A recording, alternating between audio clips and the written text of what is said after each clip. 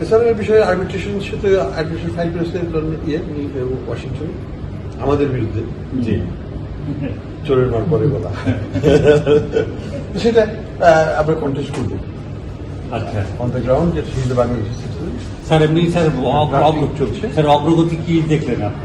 অগ্রগতি হচ্ছে আপনি আরো কি- হতে পারে।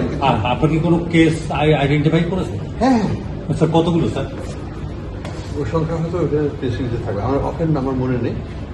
আর স্যার এখন যে এই অনেকগুলো মামলা হচ্ছে অনেকগুলো। আচ্ছা আশা করছেন যে মানে কোনো মামলা থেকে অর্থ পুনরুদ্ধারের কিছু একটা কথা অগ্রগতি বলতে হবে?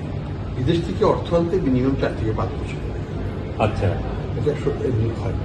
এটা একটা কথা তো we may be lucky London থেকে যদি আমরা সাইফুল জামানের মামলাটা যদি সলভ হয়ে যায় তো তারা কন্টেস্ট করে তাহলে আমরা তো তারা হেরেই গেছে যে সেখানে আমাদের তো ইসলামী ব্যাংক এবং ক্লেম বসিয়েছে ওই ক্লেমের হয়তো কিছু টাকা আসতেও পারে তো সেটা কবে আসবে ফেব্রুয়ারির আগে আসবে বা এপ্রিল জুন জুলাই আগস্টে আসবে তো সেটা জানি না।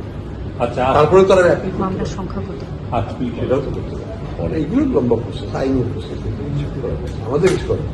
আমাদের ধারণা যে সাইফুল জামান অ্যাপিল করবে না কারণ সেটা কেস কন্টেস্ট করবে জি কিন্তু এমনি হেরে গেছে স্যার এসালামের কোনো অগ্রগতি হয়নি এসালামের বিষয়ে এছাড়া বিষয়ে আর্বিট্রেশন সাথে আর্বিট্রেশন ফাইল করেছে ওয়াশিংটন আমাদের বিরুদ্ধে জি চোরের মার পরে বলা সেটা আমরা কন্টেস্ট করবো আচ্ছা অন দ্য গ্রাউন্ড যেটা হিজ বাংলাদেশ